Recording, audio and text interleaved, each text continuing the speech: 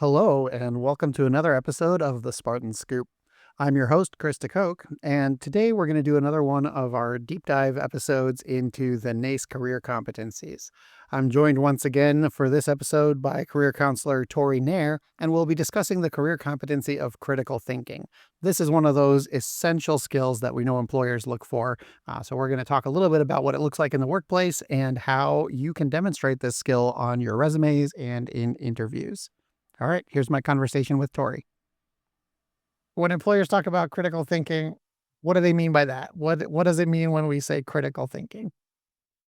So this is I feel like a big one, especially nowadays. I feel like the ability to think critically, you hear that all the time, right? Even in classes, like where you're learning critical thinking, but I don't think people always know what it means. And really what it is looking at a situation and being able to look at it from different perspectives and making the decisions potentially independently without somebody else telling you like what's right or wrong. And so being able to assess a situation, maybe you're at work and you're having, somebody comes in and asks a question and no one's there to ask.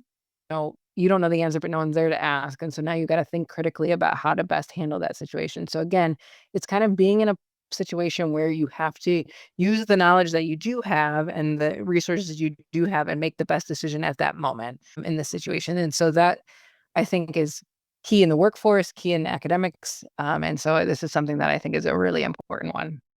Yeah. So, how is critical thinking different from just being smart or getting good grades or like having common sense? In some ways, I've heard it referred to before. How is this actual competency different from those things?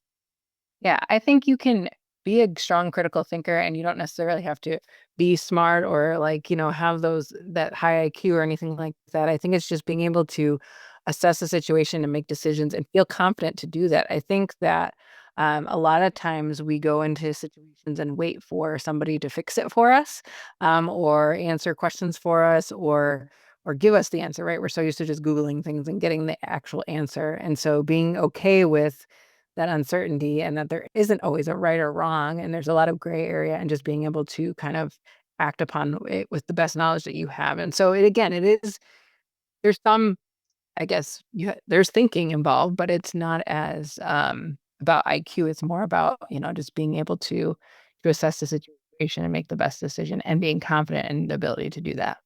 Yeah, it's almost like you're not expected to have all the answers, but you need to have the mindset of like, I can find that answer.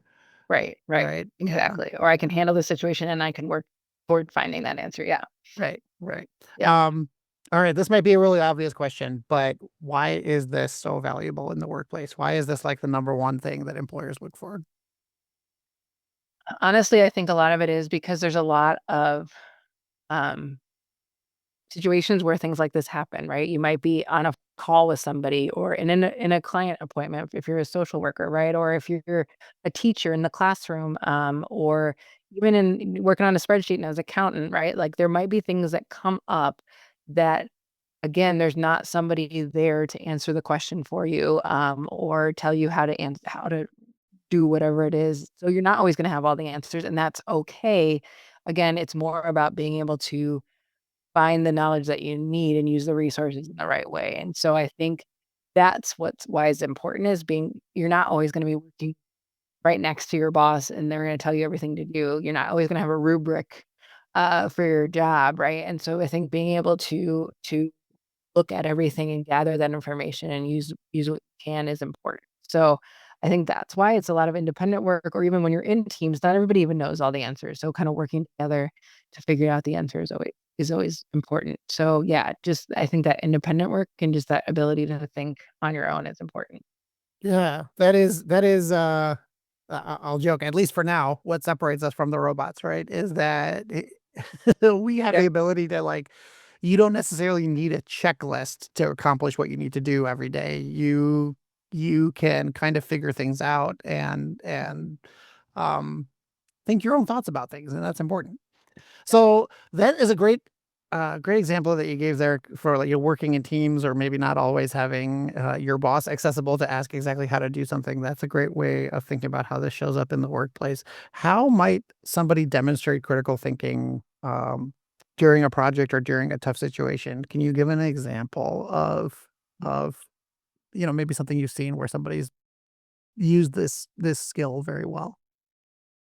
Yeah, I think that, I've seen it a lot in, I think, group projects or even, like, in an office setting where, somebody comes in with a question or in a group project, maybe there's a question amongst the group of like, I don't know how to do this, or are we supposed to use PowerPoint? Are we supposed to do whatever? Like some question comes up and then it's about going into and saying, okay, like making thoughts and like thinking about what do we know about the situation and what resource do we have to answer? What can we do to figure out the situation? And so that's kind of I've seen it, especially, like, when people are getting phone calls, right, at an office setting, and then there's no one there to answer besides that student or answering the phone, and so now you have to make decisions. So, again, using what knowledge you do have available, using those resources. Yeah, no, those are great examples, and we would all love to have all the answers all the time, right? But in life, you're not always going to have them. So this skill Yeah. of being able to be okay with not knowing the answer, but having the right mindset to go find the answer is Mhm. super useful. Yeah. All right. So, what are some ways that students can strengthen their critical thinking skills? I have seen a lot of times that critical thinking is often talked about as something that like people either have or they don't. And I don't think that's true.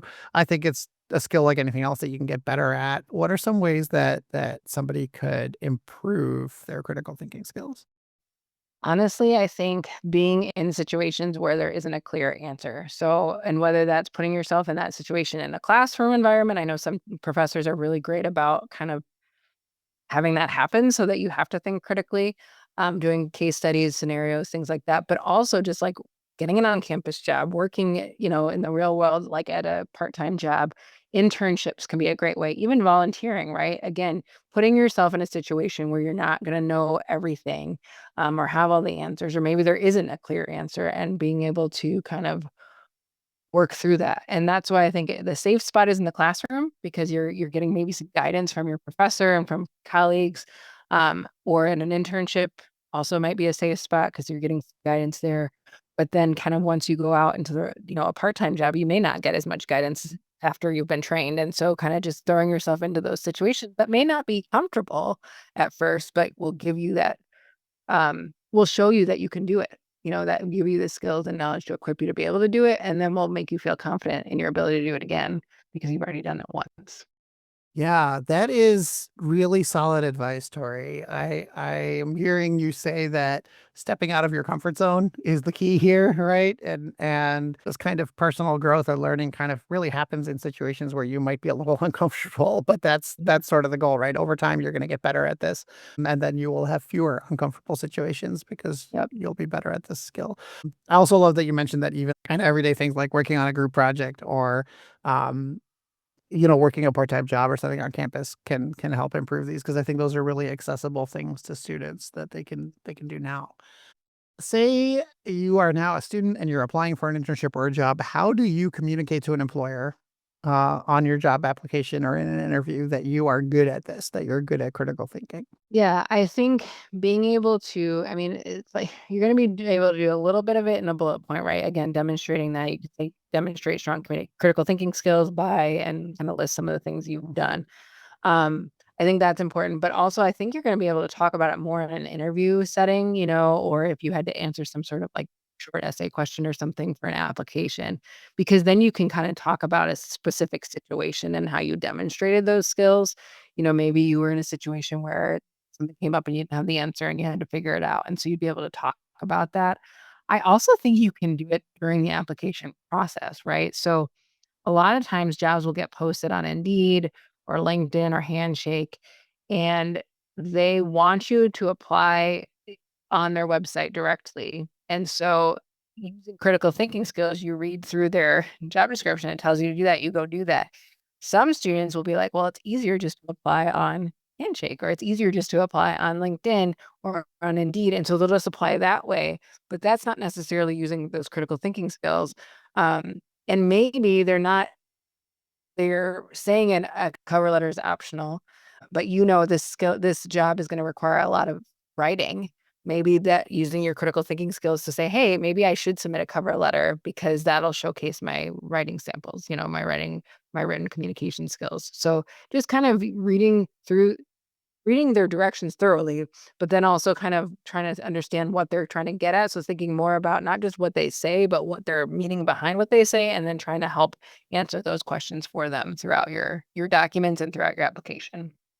Yeah, I think that makes a lot of sense. This is where I really see it shine is in those behavioral interview Mhm. questions, right? Where you use the STAR method, situation, task, action, result, to kind of walk the interviewer through how you handled something. Mhm. Is really where you can talk about this. Shameless plug time. If you need help answering those kinds of questions, you can come see us at Career Services. That is one of our favorite things to do is to help students prepare for an interview by thinking about all the awesome examples that you can give in an interview. All right, Tori, we have made it to the lightning round of this one. So I've got a few quick questions for you here. First one is, what is one thing a student can do right now to improve their critical thinking? Find an opportunity to push themselves out of their comfort zone. Something that's not their norm. Do Yeah. something outside of your comfort zone. Perfect. What is one mistake students sometimes make when it comes to solving problems? I think assuming that, like, if they don't know the answer, that someone else does, and they just have to wait for somebody to give them the answer, or they Google it and find it. It's like, I think just knowing that there's a lot of gray area, and that's what critical thinking is about, is kinda navigating that gray area and figuring out what's the best for that situation. So while something might be right in one instance, it may not be in another. So I think just assuming that there's only one right answer is the biggest mistake. I think it's just knowing that there's a lot of gray area makes it a lot easier to navigate them. Yeah, and that you have the ability to find the answer that's right for the situation that you're in, Yep. right? You don't always have to wait Correct. for somebody to give you an answer. Yes. You can go get that answer. Yep. Okay.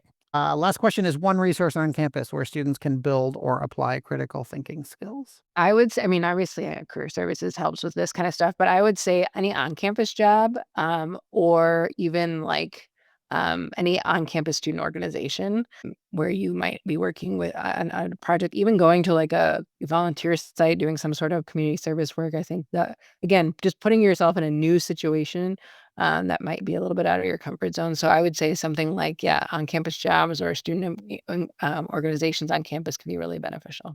I'm noticing a theme here, Tori, of step out of your comfort zone and try new things. Yes. Yep, yep. Yeah, that seems to be the simple answer for how to build this skill. All right. Well, thank you so much for sharing Yeah. your insights on critical thinking. And for the listeners, just remember that it's all about staying curious, right? Asking the right Mhm. questions and approaching problems with a thoughtful, solution-focused mindset, not just problem-focused. Whether you're working on a research project or navigating your first internship, this skill will help you stand out for sure. We know it's something that employers really look forward to. And again, we've said this before, but if you want to practice or show off your critical thinking, stop by Career Services and let us help you with that. Awesome. Well, thank you. Thank you for having me. Yeah, woo!